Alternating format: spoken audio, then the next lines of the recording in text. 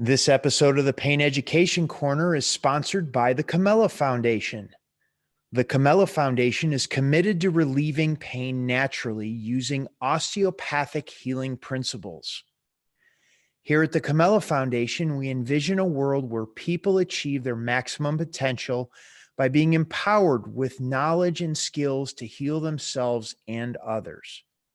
This information is to be used for educational purposes only and not to be construed as medical advice.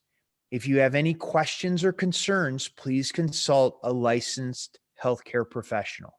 Hello, it's Bill, the knee pain guru, and welcome to the Pain Education Podcast brought to you by the Comella Foundation.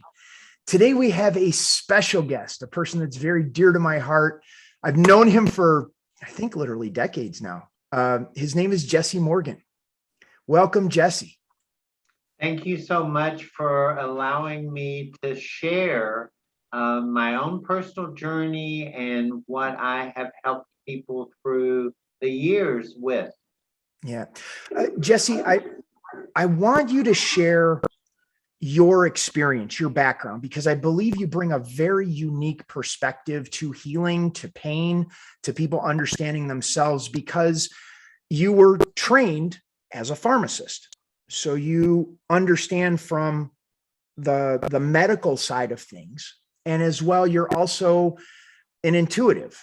And I will let you share a little bit more about your training and your experience and your journey to our conversation today. Let you go ahead and share more on that. So you are correct. I have been a registered pharmacist since March of 1978. So I've been around that particular world for a number of years. And I entered the metaphysical world on the day that I was born because I've always been intuitive and really didn't realize until I was in university that not everyone was born with the same gifts that I had. My mother was a phenomenal healer herself. It was something that ran in our family. Oftentimes, we would not go to we would use more traditional modalities rather than go to a physician, because when I grew up, of course, that was very expensive as it is now. And so, as I was sharing earlier, my colleagues in the medical world and the pharmacy world berate the things that I do in the non-traditional method, and my colleagues in the non-traditional methods berate some of the things in the Western medicine. And so it brings me great joy that we have come to a wise point where we are now able to bridge both allopathic as well holistic methodologies. And I will tell you, and the rationale that I used for all of them was they all are in divine creation. How could they not be valid at some level, not just valid for all cases? I also have 11 certifications for different healing modalities, such as magnetic therapy, color therapy, Bell Hospital, Reiki, other things. So I've been exposed to all of that. In fact, one of my greatest gifts is serving as a medical intuitive.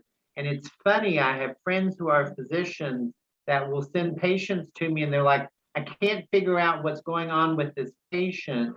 I can look inside their bodies and then tell them what to do, send them back to the physician, and then the physician does what I ask them to do, because I know which tests to order. I know what they're need to be looking for.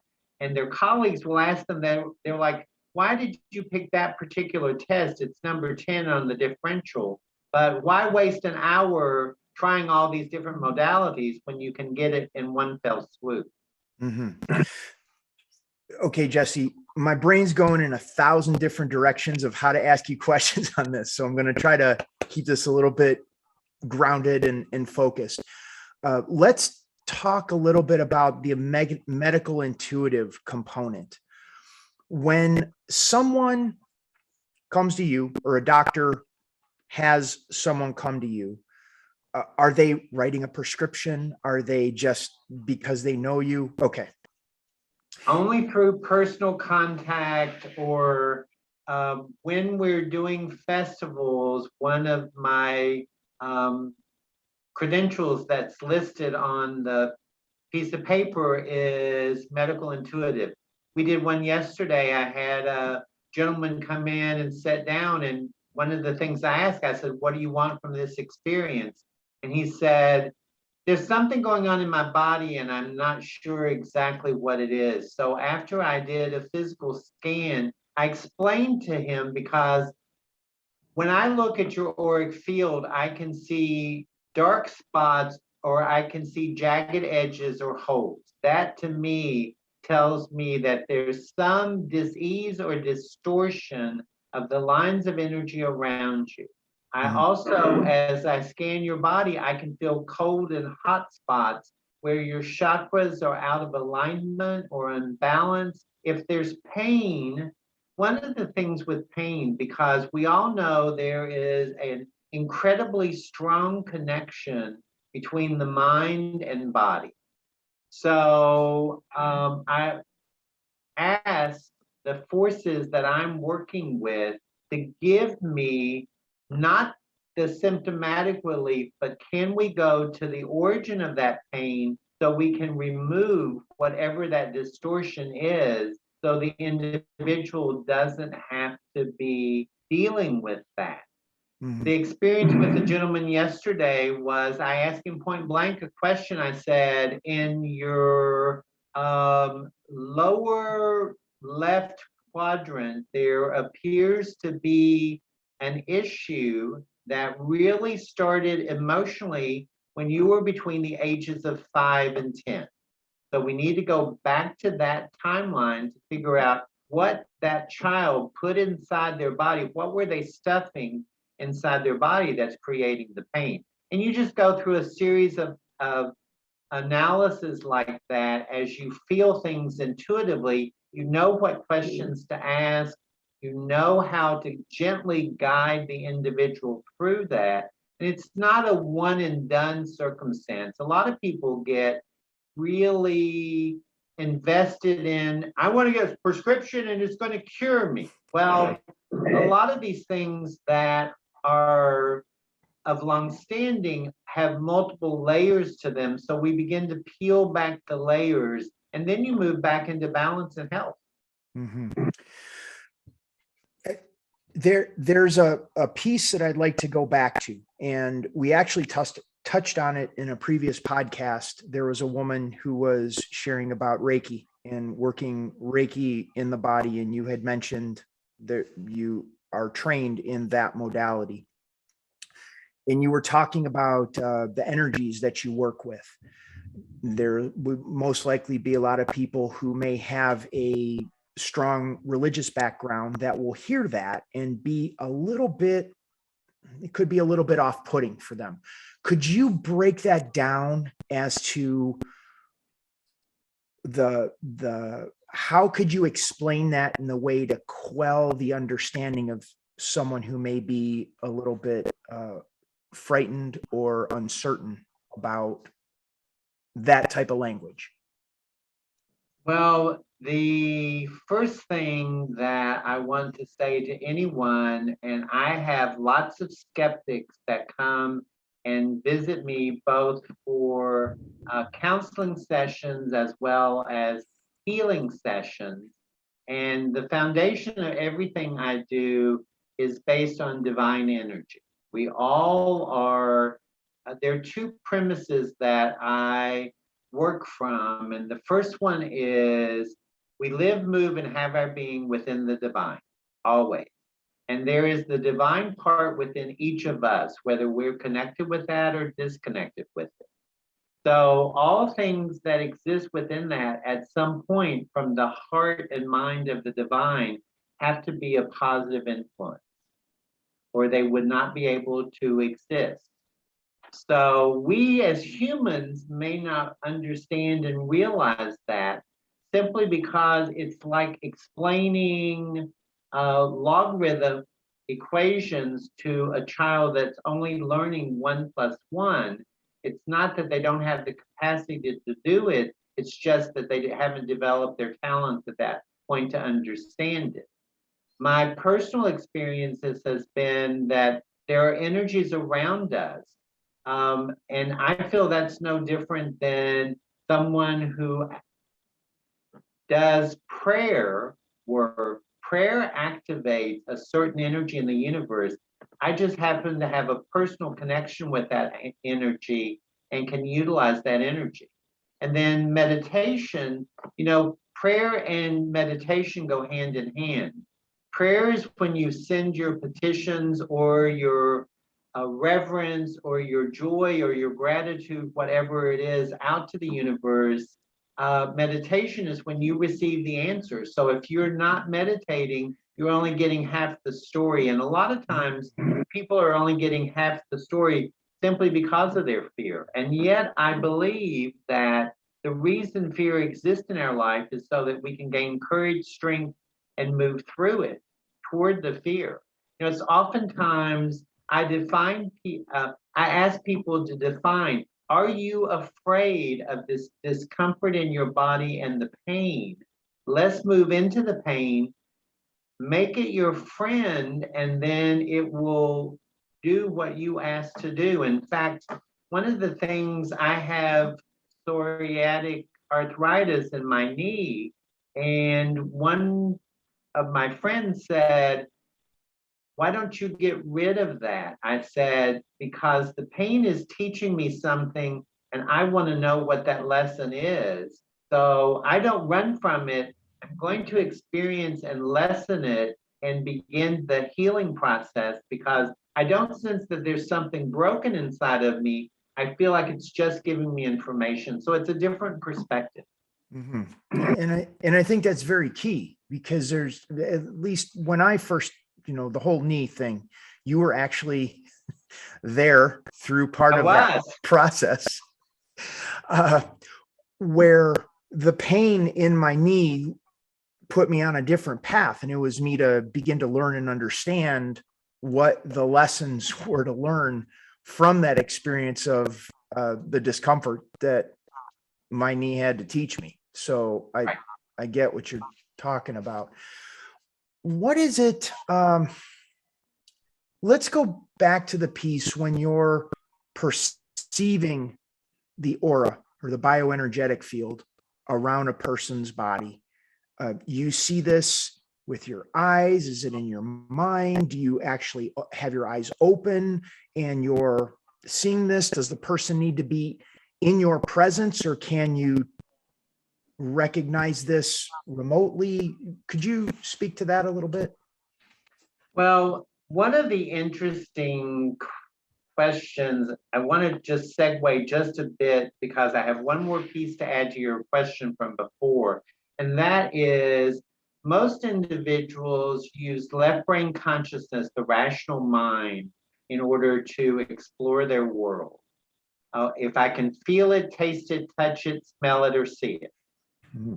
What I use are the 6th and 7th senses, which is energetic in origin. It is not tangible for the most part. The methodology I use is a combination of all of those. Mm-hmm. I can see the auric field. I can sense the auric field. I can feel the auric field. I can sense the thought patterns. I can feel the thought patterns. The cells within the body actually can generate pulses of information and awareness. And no, because I'm working in the quantum field, everyone has their own personal field. But there is a point of contact where your personal field intersects with the quantum field. The quantum field is not affected by time, distance, or space. Therefore, I spoke with a lady in Hong Kong last night, which is 6,000 miles away from Louisville, Kentucky, but I could tell her everything that was going on, and she kept saying, Yes, how can you do that? Yes, how can you do that? Yes, how can you do that? So it's because there's no separation in space and time. Hmm.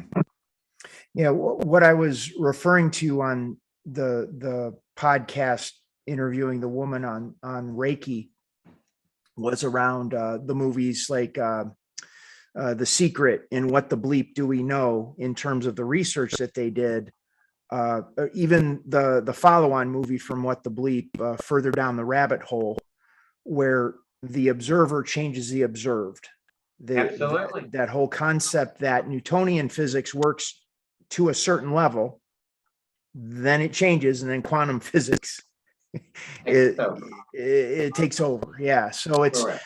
so what I hear and understand you saying is that your ability to perceive and understand the energy of the person that you're working with is through the quantum aspect, or the quantum field, that we're all plugged into in some way, shape, or form. Absolutely. And every entity generates a quantum field of their own personal nature. And you can sense, I can sense that. Mm-hmm. Everyone can sense it at a certain level. They may not be aware of it. Because my gifts are what they are, and because I've had classes to help my mind accept the gifts by removing the doubt, because that's what blocks most people, is they doubt it. In fact, I've had multiple people say that I can't see it, so I don't believe it. It's actually flipped around. Because they don't believe it, they can't see it. That's right. Gotcha. This was actually a question that we were posing. One of the offerings that the Comella Foundation has on their website is a pain relief portal. That's where we have a woman who does remote muscle testing from Pittsburgh, Pennsylvania, that you could fill out a form on the Comella Foundation website, send them your first name, your last name, your age, and your birth date. And then she muscle tests for the specific practitioner that I've interviewed, that they could then listen to that practitioner and then sign up for a consultation to work with them, either remotely or in person, depending on where they are in the world. Right. But Jeannie was speaking to that, speaking about the quantum field, or the quantum aspect of who we are as individuals. And that's what she is tapping into, in the understanding of who is going to line up, who that person is going to be best helped by. And I concur with that as well, because one of the things that I advise individuals is go to where you feel drawn, because there is a magnetic energy inside you that is going to draw you to the energy that you can be aided best by. Not all modalities, and that's one of the reasons I chose to experience a lot of modalities, is simply because not all of them are going to be the best match for whatever that is going on with the individual. Mm-hmm. And at that point in time, that's going to shift and change based on absolutely input, experiences, life stuff that comes up, that may change from day to day, or even throughout the day. That could be different. Absolutely. People are constantly asking me, they're like, why have you been teaching students for 40 years? Aren't you afraid of the competition? And I'm like, not at all. My mission is to get information and to get these abilities developed in everyone, so everyone can really be drawn to whoever they feel drawn to. Yeah, I think that leads to the understanding, or going to a sense of fear, that there isn't enough, or there aren't enough students, or the students would be a competition, and that there are so many students to learn on so many different levels, that You couldn't possibly create that competition that would Not put you out of business. Yeah. And I don't invest in lack thinking. There is endless abundance everywhere. Yep. So let's go into a person comes to you, signs up to work with you, schedules an appointment, and they say, "Hey, Jessie, I got this thing going on with my knee." How does a session unfold? What happens from there? Well, first of all, I connect our energy so I can feel in my body what they're feeling as well. And then we talk about the different options that are available for that. First, we go into what have you tried and what's not worked, because then that eliminates some of the discussion. Then we go into, okay, let's do some just conversation to figure out where the inflexibility in your mind is that is being reflected in your physical body. Because the way that I see the knees are, they really are the pivot points for support. So where emotionally are you feeling like you're not being supported, or you're not bending to the will that your spirit or soul wants to express, or that you feel that someone's forcing their will on you as well. So we talk a little bit about that. I may, if they want, I may send some healing energy to them. I always seek permission before I touch anyone anywhere. So I may say, may I gently lay my hands on your knee? And then they always say, I'm feeling all this heat. What's going on? I'm like, it's okay. I'm just sending energy into your physical body. And then I may ask them to do some yoga, some different kind of flexibility, because if there's an issue with their physical flexibility, we can always adapt whatever needs to be adapted. And I'm certainly not a yoga teacher, but there are certain things that I use that I've picked up over the years, and I'm very attuned to that. Someone says, this worked, maybe I'll take it and give it to someone else. And when you work with someone, is it generally the structure to it? Is it a one session and then let's see how it goes? Is it a series of sessions? How would that work or look, or how could it potentially work and look? Let's put it that way. It's what the individual feels themselves and how they want to progress.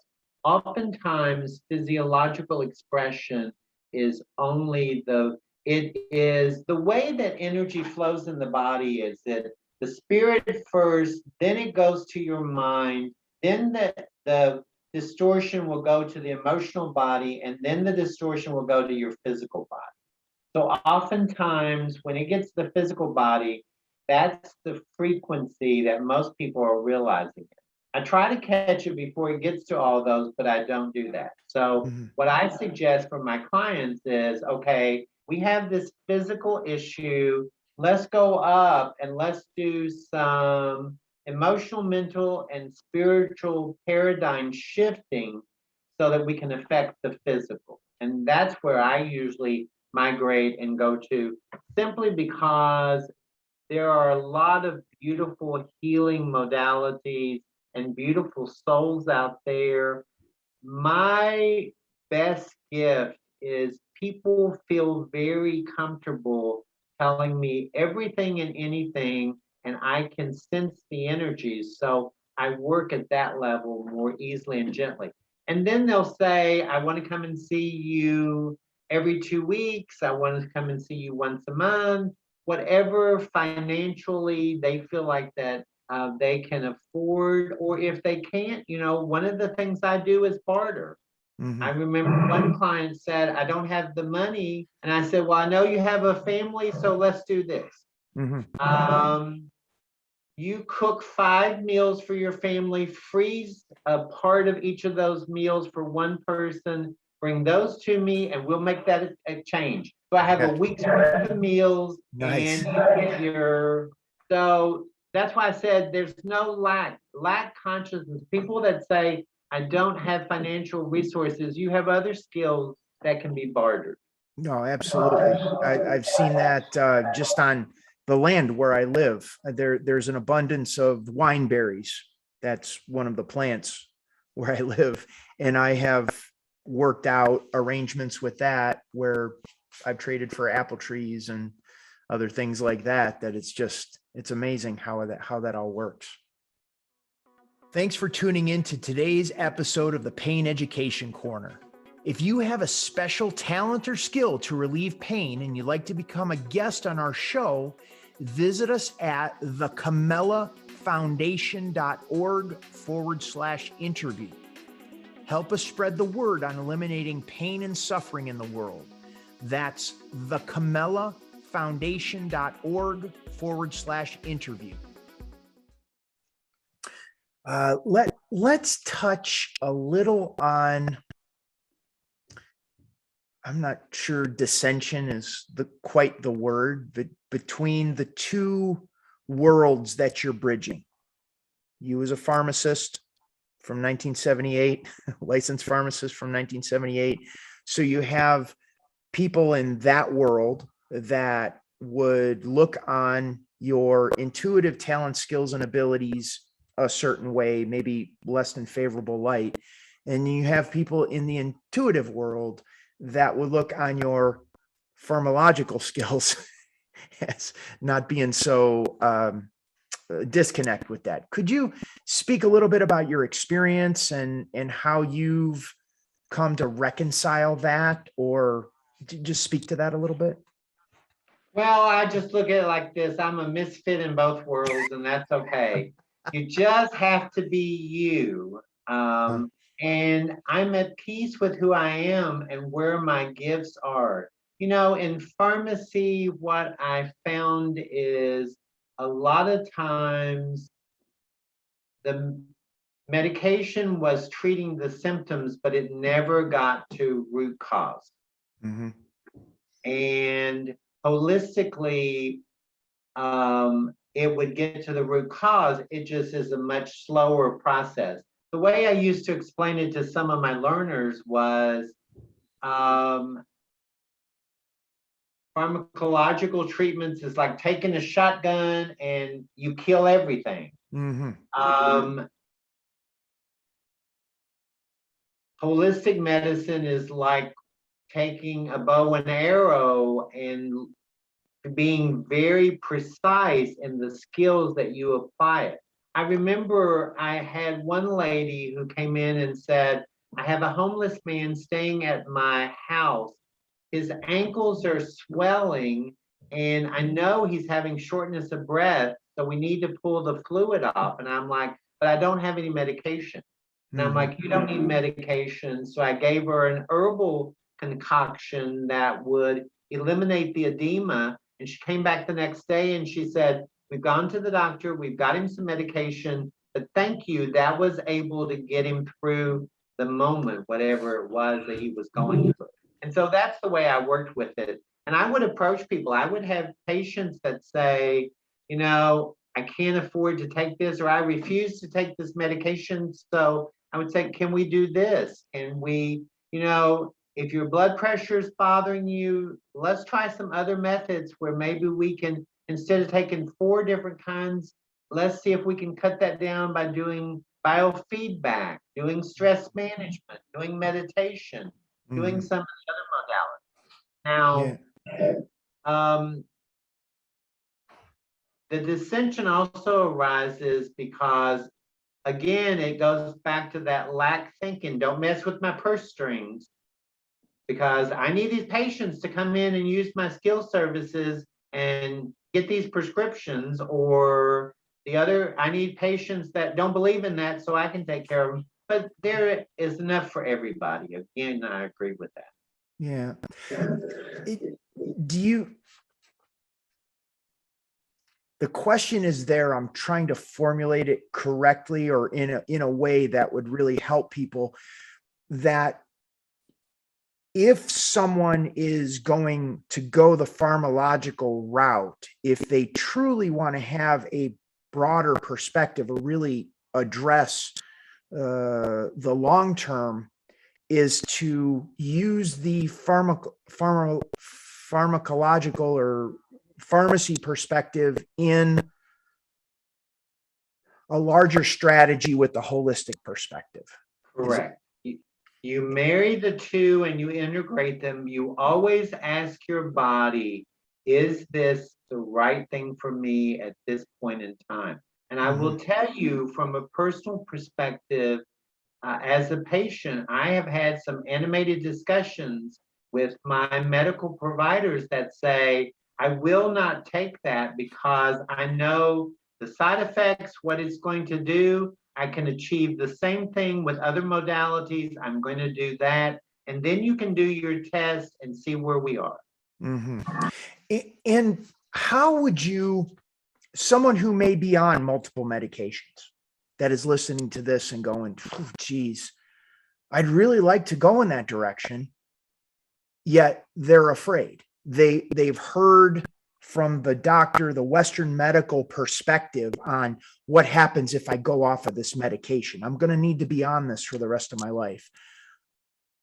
What insight can you share with them in their beginning to build the courage and self-confidence to begin along that path? What would be a very strategic way of approaching that? So the first place we begin with all of this understanding is lifestyle. You know, Hippocrates had a wonderful statement that food is your medicine, or if you use food as your medicine when you're young, then you won't need medicine as your food when you're old. And that's very true. So what do your eating habits look like? What does your exercise level look like? What are your stress levels look like? So really being the director, the driver, you're in the driver's seat as far as making positive lifestyle changes. That I'm unwilling to do that. But I will tell you, many patients, many individuals, you know, it's really interesting.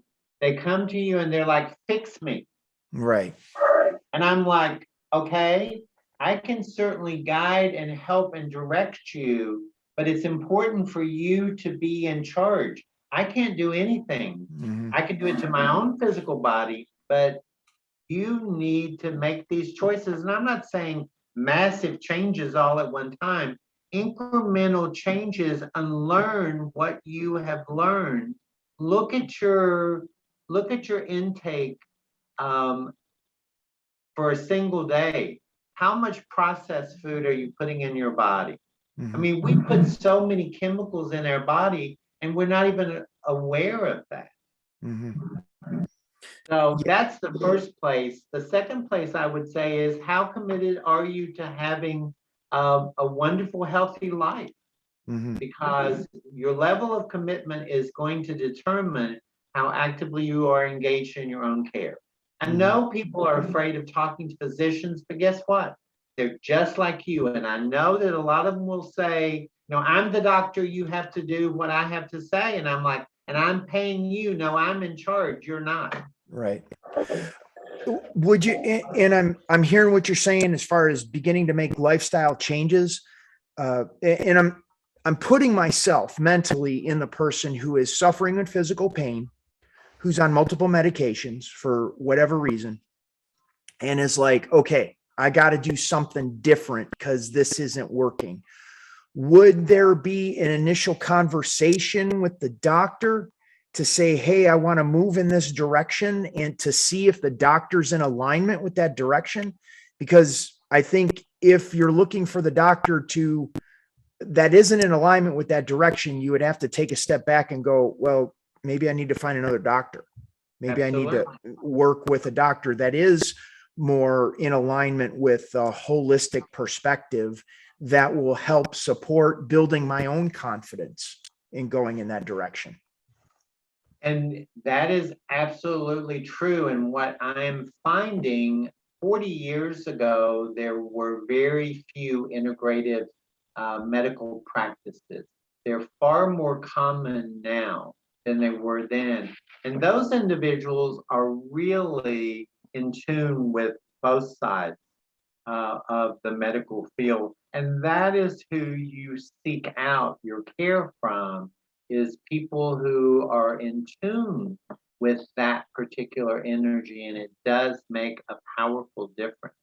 I also will tell you, if you magnetize your aura and say, I need help, help will come to you one way or another. Either you will hear at a social gathering about someone who is going to help you, or you may get something in the mail that says that, but that's the way that I work as well, because you're connecting. I've made a promise to me, I'm going to improve my health. Yeah. And I think that goes back to the point you were speaking about earlier, that prayer is half the equation. You would pray for that person to come into your life to help you, and then you're quiet in a meditative state that would allow you to hear or become aware of that person that is all of a sudden like right there to help you. Let's see. I'm trying to think of questions a person might ask, or maybe you can share some of your experiences of working with people who have been in severe pain or struggling physically in their body. Something that comes to mind that may be beneficial for those that are listening? Well, one of the most powerful things with someone in pain is don't allow other people to reinforce how bad you feel. Because I have found many well-intentioned family, friends, even strangers that say, oh my, you just look horrible. You must be in terrible pain. And so when you're getting that, hour after hour, pretty soon you believe it yourself. Yeah. And so that really is the first place where we do a lot of disservice. I will tell you, some people use their health conditions to get attention. Yep. Yeah, I can see that. One of the things we studied was placebo effect when I was in pharmacy school. So one of the things I would always do is I would make it a point when I dispensed a prescription to go out and look my patient in the eye and say, this is going to make you feel so much better. Because I wanted to trigger that within their mind, that if I take this, I'm going to feel better. Now, I was one of those old pharmacists that, evidently you can look at my hair and tell that, but one of those old pharmacists who really cared for their patients. Nowadays, you go through the drive-through, you don't even know who your pharmacist is, and they're going about their business. So, pretty soon they'll have docs. You drive up, doc diagnoses, and you go on, and so there's no interaction. But that's not better. In fact, that's much worse. And what occurs to me is that we're creating our reality. If we're surrounding ourselves with people who are negative, who are saying, that's just what happens when you get older. Your knees are always going to hurt that way. You're going to eventually have to have a knee replacement. That's just what happens when you get that age. And then they go to the doctor reinforces that belief. Right. Everybody that's surrounding themselves is having that belief. And now it's like, well, that's my only option. And then they come across and meet someone that is speaking something different. And it's almost like a disbelief that anything could possibly be different than my experience or Right. whatever experience I'm stuck in right now. Yet we start making that what we're focusing on, and we make that more and more of the reality. So we're looking for those things. Correct. And I will tell you that if you believe your body can heal itself, your body can heal itself. Mm-hmm. Yeah, that's what did I think it was Henry Ford that said, if you believe you can or you believe you can't, either way, you're right. That's correct. Cool. Jessie, would you be open, and this is, whatever works for you, would you be open to receiving people who would be interested in scheduling a consultation with you through the Comella Foundation? At this time, I'm really super busy. However, Okay. if there are cases where they really need my aid, of course, they could do that. Certainly. Okay. Well, we'll be in touch regarding that. Is there anything else you would like to share? Any little thread that may be out there in our conversation that we didn't make a nice bow on before we wrap up here? One of the things about life, if you live in the moment and you don't worry about what's going to happen the next moment or what happened the last moment, you'll find yourself much more joyful. Mm-hmm. Absolutely. Well, Jessie, I want to thank you so much for taking time out of your busy schedule to have a conversation with us. I greatly appreciate that. Anything else you'd like to share right before we wrap up here? No, but I applaud the work that you've been doing and the foundation has been doing. Sometimes I know it feels like a salmon swimming up the stream, but you'll get there eventually. Yeah, eventually. Well, thank you so much. So this is Bill Paravano, the knee pain guru, for the Pain Education Podcast on behalf of the Comella Foundation. Thanking you all so much for being here. Have a wonderful day, and we will see you on the next one. Thank you for tuning into this week's segment of the Pain Education Corner. Join us next week for another conversation on natural healing methods to eliminate pain. To learn more about the work we do at the Comella Foundation, please visit our website at the Comella, COMELLA foundation.org.